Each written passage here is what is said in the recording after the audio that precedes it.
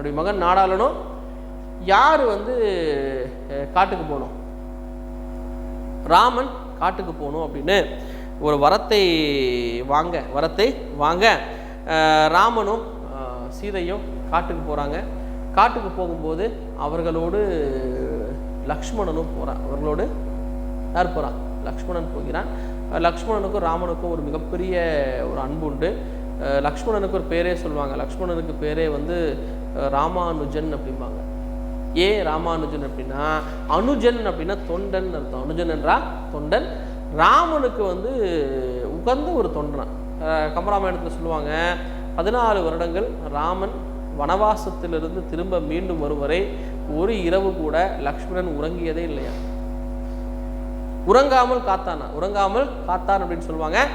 அதனுடைய பிரதிபலனாதான் அடுத்த ஒரு பிறப்பில் நான் லக்ஷ்மணனை காக்க வேண்டும் என்பதற்காக அந்த லக்ஷ்மணன் வந்து பலராமனா பிறந்தான் அப்படின்னு சொல்லுவாங்க. அது ஒரு கதை சொல்லுவாங்க. அது ஒரு புராண கதை. அது எந்த அளவுக்கு உண்மை இல்லை, அது ஒரு கதை இருக்குங்க. சரியா? அப்படி அவங்க காட்டுக்கு போகிறது. போகும்போது குகனை சந்திப்பது. யாரை சந்திப்பது? குகனுங்கிற ஒரு கேரக்டருங்க. குகன் வந்து ராமன் குகனை தன்னுடன் பிறந்த ஒரு சகோதரனாகவே எண்ணுகின்ற ஒரு கேரக்டர். குகனை பார்த்த உடனே ராமனுக்கு மகிழ்ச்சி. குகன் வந்து உங்களுக்கு தெரியும், குகன் அந்த காட்டில் இருக்கிற ஒருவர். அவன் வந்து ராமனுக்கு ஒரு பரிசாக தரான். எது தரான்? மீனையும் தேனையும் தருகிறான். நான் இதை பற்றி நம்ம வகுப்பில் பேசியிருக்கோம். ஏன் சார் மீனையும் தேனையும் தர்றோன்னா, உயரத்தில் கிடைப்பது வந்து தேன். அதே போல் இந்த பூமியினுடைய ஆழத்தில் கிடப்பது வந்து மீன்.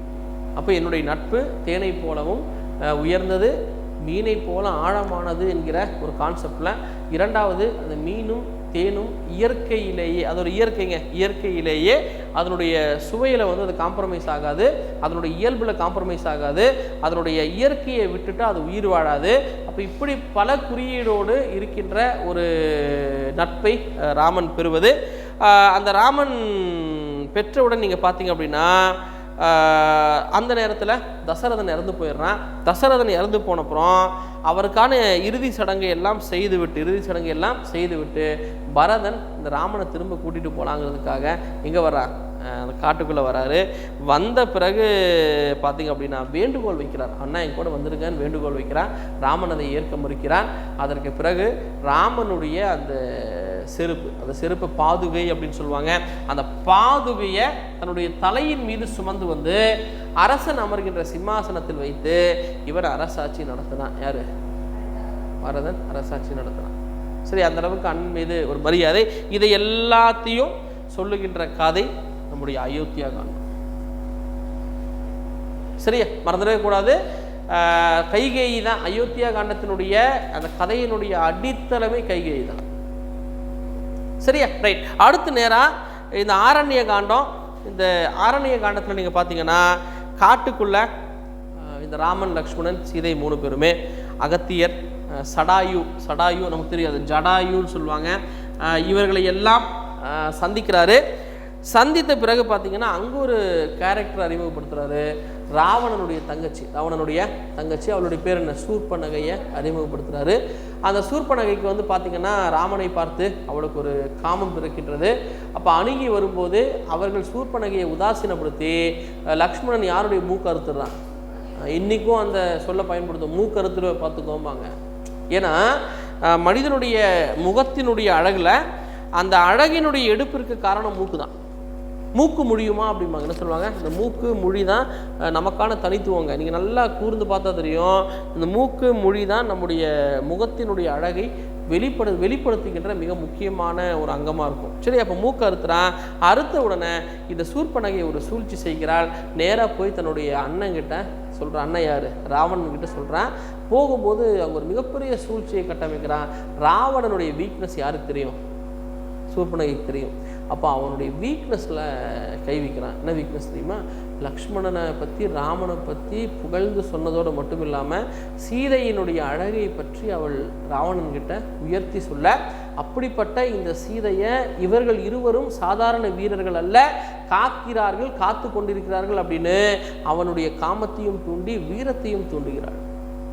இது ஒரு பெரிய விஷயங்க. சூர்பனகைங்கிற ஒரு கேரக்டர் செய்கிறது பெரிய விஷயம். அப்போது இதை கேட்ட உடனே அவன் என்ன பண்ணுறான், இந்த ராவணன் வந்து சீதையை தூக்கிட்டு போயிடுறான். தூக்கிட்டு போன அப்புறம் பின்னாடியே இதை கேள்விப்பட்ட ஜடாயு, அப்போ தூக்கிட்டு போகும்போது உங்களுக்கு தெரியும் ஒரு சின்ன ஒரு கதை நடக்கும். அதை நான் கொஞ்சம் சுருக்கமாக சொல்கிறேன். ஒரு மாயமான், இது அந்த மாயமானா வர்ற அந்த அரக்கனுக்கு பேர் என்ன, மாரீசன். என்னது, மாரீசன். மாரீசனுங்கிற ஒரு மாயமான். நீங்கள் பார்க்கலாம், ஒரு சூர்யாவுடைய படங்க, அது என்ன படம், சில்லுன்னு ஒரு காதல் அப்படி ஒரு படம் பார்த்துருக்கீங்களா? சில்லுன்னு ஒரு காதல். அந்த காதலில் வந்து ஒரு பாட்டு வரும், மாரீசன் யாரோ அப்படின்னு ஒரு பாட்டு வரும், நீங்கள் பார்க்கலாம். அந்த கதையினுடைய கதை கூட இப்படி தான் இருக்கும், அந்த பாட்டினுடைய அந்த சூழல் கூட. இப்போ மாரீசன் என்கிற மாயமானா வந்து ராமனை ஏமாற்றி சீதையை ஏமாந்து ராவணன் யாரை தூக்கிட்டு போயிடுறான், சீதையை தன்னுடைய இலங்கைக்கு தூக்கிட்டு போகிறான். அதை அப்போ வந்து பின்னாடியே காப்பாற்றுவதற்காக ஜடாயு என்கிற அந்த கழுகு பின்னாடியே தொடர்ந்து செல்ல மீட்க முடியாமல் இந்த ஜடாயு வந்து கீழே அடிபட்டு விழ வந்த ராமன்கிட்டையும் லக்ஷ்மணன்கிட்டையும் சீதையை வந்து ராவணன் தூக்கிட்டு போயிட்டா அப்படின்னு சொல்லிட்டு இந்த ஜடாயு இறந்து போயிடும். இதுவரை சொல்லுகின்ற காண்டம் ஆரண்ய காண்டம். ஆரண்ய காண்டம் அப்படின்னு ஒன்று நீங்கள் இதை மறந்துடக்கூடாது. ஜடாயு அப்படிங்கிற ஒரு கேரக்டரை மறந்துடக்கூடாது. சூர்பனகைங்கிற ஒரு கேரக்டரை நீங்கள் மறந்துடவே கூடாது. சரி, அடுத்து இந்த கதை அப்படியே எங்கே ஜேர்னி ஆகுதுன்னா கிஷ்கிந்தா காண்டத்துக்கு ஜேர்னி ஆகுது. இந்த கிஷ்கிந்தா காண்டம் என்பது முழுக்க பார்த்தீங்கன்னா குரங்குகளுடைய நாடு. அப்போ கிஷ்கிந்தா காண்டத்துக்கு போகும்போது இந்த காண்டத்தை எப்படி விளங்கிக்கணும்னா, அனுமனை அங்கு தான் ராமன் சந்திக்கிறான். யார? அனுமனை சந்திக்கிறான். அந்த அனுமனை சந்தித்த பிறகு அனுமன் மூலமாக சுக்ரீவனை சந்திக்கிறார். சுக்ரீவன் உங்களுக்கு தெரியும், சுக்ரீவனுடைய அண்ணன் வாலிங்கிற ஒரு அற்புதமான ஒரு கேரக்டருங்க. இந்த வாலி என்ன பண்ணுறாரு, இந்த சுக்ரீவனுடைய மனைவியை கவர்ந்துட்டு போயிடுறாரு. அப்போ அந்த இடத்துல ரொம்ப அழகாக அந்த கதையை நகர்த்துறாரு.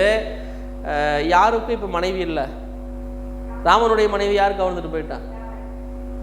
இப்போ அந்த மனைவி இல்லாததனுடைய சோகம் இருக்குல்ல, இப்போ எனக்கு சொல்லுவாங்க இல்லைங்க, அடிப்பட்டவனுக்கு தான் அந்த வலி புரியும்னு சொல்லுவாங்கல்ல. அப்போது அவன் சுக்கிரீவனுடைய சோகத்தை உணர்ந்து கொண்டவன் வாலியை வதம் செய்கிறான். வாலியை இயல்பு மீறிங்க, அதாவது வாலிக்கு முன்னாடி நின்று யாராலும் போரிட முடியாது, அப்படி போரிட்டால் அவர்களுடைய பாதி பலம் யாருக்கு வந்துடுமா, வாலிக்கு வந்துவிடும் என்பதை தெரிந்து மறைந்து நின்று ராமன் வாலியை தாக்குகிறார். அப்படி தாக்கி கொண்டு அதற்கு பிறகு சுக்கிரீவன் வந்து அரசனாகிறாரு. அதுக்கப்புறம் இந்த வாலி வதைன்னு சொல்லுவாங்க. இந்த வாலி வதை சரியா தப்பாங்கிறது இன்றைக்குமே ஒரு பெரிய ஒரு சர்ச்சை. அதுக்கு பிறகு சுக்கிரீவனுக்கு ராமனை பார்த்து, அவனும் மனைவி இழந்தவன் தானே, அப்போ இழந்தவன் என்கிற அந்த வருத்தம் இவனுக்கும் பொருந்த உடனே என்ன சொல்கிறான்னா சீதையை தேடி போகிறாங்க. அப்போ அதுக்கெல்லாம் தலைமை ஏற்கிறது யாருன்னா அங்கதன் என்கிற ஒரு கேரக்டர். அவர் பேர் என்ன, அங்கதன் என்கிற ஒரு கேரக்டர். அந்த அங்கதன் யார் அப்படின்னா வாலியினுடைய மகன். யாருடைய மகன்? வாலியினுடைய மகன். அப்போ இந்த அங்கதனுடைய தலைமையில் ஒரு பெரும் வானரப்படை செல்கின்றது.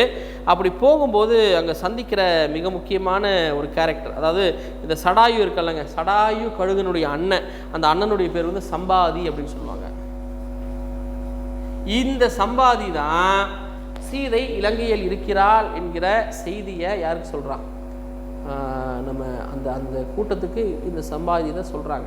அப்போ சொன்ன உடனே அவங்க என்ன பண்ணுறாங்கன்னா, எங்கே போனோம் இலங்கைக்கு போனோம். அப்போ எல்லாமே சேர்ந்து ஒரு ஆளை தேர்வு செய்கிறாங்க. அப்படி தேர்வு செய்கிற ஆள் தான் அனுமன். அனுமனுக்கு இன்னொரு பேர் வந்து சுந்தரன். அனுமனுக்கு என்ன பேர்? அனுமனை குறிக்கின்ற பேர் தான் சுந்தரன். சரி, அனுமன் தாங்க சுந்தரன். அந்த அனுமனை வைத்து முழுக்க எழுதப்பட்ட ஒரு காண்டம் தான் சுந்தர காண்டம். இங்கே சொல்கிற சுந்தரனுங்கிறது யாருன்னா அனுமன் தாங்க. நீங்கள் பொதுவாக இன்றைக்கும் தமிழகத்தில் அந்த வழக்கம் இருக்குது. யாரெல்லாம் கருவுற்று இருக்காங்களோ அவங்களை வந்து சுந்தரகாண்டம் படிக்க சொல்லுவாங்க. ஏன் அப்படின்னா சுந்தரகாண்டம் என்பது மிகவும் மகிழ்ச்சியான ஒரு காண்டம் அப்படின்னு சொல்லுவாங்க. கம்பராமாயணத்தில் ரொம்ப முக்கியமான ஒரு காண்டம். துன்பம் விலகி சீதையை சந்திக்கின்ற ஒரு காண்டம். அதனால் படிக்கணும்னு சொல்லுவாங்க. அப்போ அந்த சுந்தரகாண்டத்தில் நமக்கு தெரியும், அனுமன் வந்து நேராக எங்கே போகிறான், வான்வழியில் இலங்கைக்கு போகிறான். இலங்கைக்கு போகிற இடத்துல சீதையை தேடுறான். சீதையை தேடி அசோகவனத்தில் சீதையை கண்டுபிடிக்கிறான். கண்டுபிடித்த உடனே சீதையினுடைய நிலைமையை பார்க்கிறார். நிலைமையை பார்த்த உடனே சீதையை சந்திக்கிறான். சந்திக்கும் போது ராமதூதுவன் என்று சொல்லி சான்றா ஒரு மோதிரத்தை தர்றான். கொடுத்த பிறகு என்ன ஆகுது அப்படின்னா ராமனுடைய அருமை பெருமை பற்றியெல்லாம் அங்கே சொல்கிறேன்.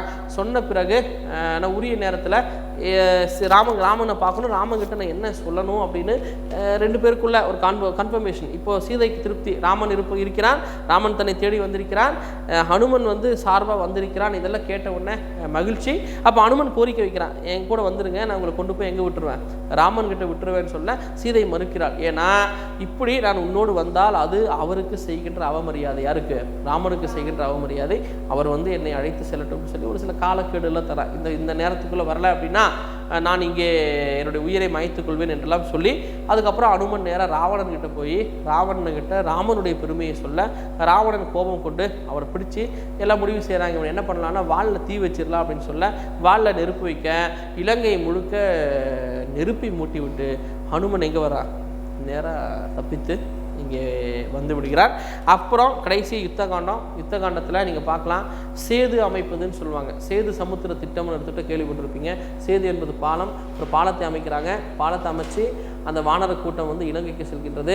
இலங்கைக்கு சென்று ஒரு மிகப்பெரிய யுத்தத்தை ஆரம்பிக்கிறாங்க. அந்த யுத்தத்தில் நமக்கு தெரியும், ராவணனுடைய தம்பி கும்பகர்ணன், ராவணனுடைய மிக முக்கியமான மகன்களில் ஒருவன் இந்திரஜித், அவனுக்கு மேகவர்ணன் அப்படிங்கிற ஒரு பேர், மேகநாதன் என்கிற ஒரு பேர் இருக்கு. அப்போ அந்த மேகநாதன் அவங்க எல்லாமே போரில் தன்னுடைய அப்பாவுக்காக இறந்து போகிறாங்க. கும்பகர்ணன் செஞ்சோற்று கடனுக்காக இறந்து போகிறான். ராவணனுடைய தம்பி விபீஷ்ணன் யாருடைய பக்கம் வந்துடுறான்? நம்ம ராமன் பக்கம் வந்துடுறான், நியாயத்தினுடைய பக்கம் வந்து விடுகிறான். எவ்வளவோ சொல்லி பார்த்தோம், ராவணன் கேட்கல. கடைசியில் ராவணனுடைய அந்த தவறான செயலால் ராவணன் அழிந்து போகிறான். கடைசியாக விபீஷ்ணன் கிட்ட அந்த சொத்தை இலங்கையை ஒப்படைத்து விட்டு இவங்க எல்லாமே திரும்ப அயோத்தியாவுக்கு வராங்க. அயோத்தியாவுக்கு வந்து ராமனுக்கு பட்டாபிஷேகம் நடக்கின்றது. இவ்வளோதான் யுத்த காண்டம். இதோடு கம்பராமாயணத்தினுடைய கதை சுருக்கம். நீங்கள் பார்க்கலாம், கம்பருடைய மிக சிறந்த கதை நிறுத்தி ஒவ்வொரு இடத்துலையும் வந்து ஒரு அழுத்தங்க நீங்கள் பார்க்கலாம். எடுத்தோடனே பாலகாண்டத்தில் ஒரு அழுத்தம், சீதையை திருமணம் செய்வது. அயோத்தியா காண்டத்தில் ஒரு அழுத்தம், கைகேயினுடைய அழுத்தம். ஆரண்ய காண்டத்திலையும் ஒரு அழுத்தம், சீதையை ராவணன் தூக்கிட்டு போகிறது. கிஷ்கிந்தா காண்டத்திலையும் ஒரு அழுத்தம், சுக்கிரவனும் வாலி அதே நேரத்தில் சீதையை தேடி அலைவது. சுந்தர காண்டத்திலேயே ஒரு அழுத்தம், சீதையை பார்த்து கூட சீதை நான் வரமாட்டேன் அப்படின்னு சொல்கிறதும், ராமன் வந்து என்னை அழைத்து போன்னு சொல்கிறதும். கடைசி யுத்த காண்டத்திலேயே ஒரு பெரிய அழுத்தம், நல்லவர்களுக்கும் தீயவர்களுக்கும் ஆசை பேராசை அந்த செயல்கள் செலுத்துகின்ற தாக்கம், இதெல்லாம் வச்சு பார்த்தோன்னா கம்பராமாயணம் ஒரு மிக சிறந்த ஒரு காப்பியம். இதில் ஒரு படலத்தை மட்டும் நாம் பாடமாக பார்க்கிறோம். அந்த படலம் வந்து சூளாமணி படலம் அப்படிங்கிற ஒரு படலம், சுந்தரகாண்டத்தில் வருகின்ற ஒரு படலம். சுந்தரகாண்டத்தில் வருகின்ற சூளாமணி படலம். அந்த சூளாமணி படலத்தில் அனுமன் தான் மிக முதன்மையான ஒரு கதாபாத்திரம். அனுமனும் சீதையும் சந்திக்கின்ற ஒரு சூழல். இருவரும் சந்திக்கும் போது என்னெல்லாம் நடந்தது, அங்கே டயலாக் சென்ஸ் எப்படி இருக்குது, அனுமன் சொல்லுவாங்க, அனுமன் வந்து சொல்லுக்கு வல்லவன் அப்படின்னு சொல்லுவாங்க. அனுமன் ரொம்ப அழகாக பேசுகிறவனா. அப்போது அவன் ஒரு சொல்லுக்கு வல்லவனா, சீதையினுடைய மனநிலை என்ன, அவளுடைய கற்பை பூண்பதற்காக எப்படி நடந்துக்கிட்டா, அனுமன் எப்படி நடந்துக்கிட்டா, இதுவரை பார்க்காத ராமன் பார்க்க தவிக்கின்ற ஒரு மனைவி இருக்கிறாளா இல்லையா என்று அனைவரும் துடிக்கின்ற ஒரு பெண், இப்படியெல்லாம் சந்திக்கும் போது உள்ளே என்ன நடந்தது என்பதை பற்றி நம்ம இந்த ஒரு 84 பாட்டில் நம்ம பார்க்க போகிறோம். நான் நேற்று சொன்னேன், ஒரு பானை சோற்றிற்கு ஒரு சோறு பதம் என்பதை போல கம்பராமாயணத்தினுடைய 118 படலத்திற்குமான ஒரு அறிமுகமாக இந்த படலம் இருக்கும், இந்த சூடாமணி படலம் இருக்கும். ஒரு சில பேர் சூடாமணி அப்படின்னு கூட சொல்லுவாங்க, இந்த படலத்தை சூடாமணி அப்படின்னு சொல்லுவாங்க. இதை பற்றி நாம் அடுத்தடுத்த வகுப்பில் நம்ம பார்ப்போம். சரியா?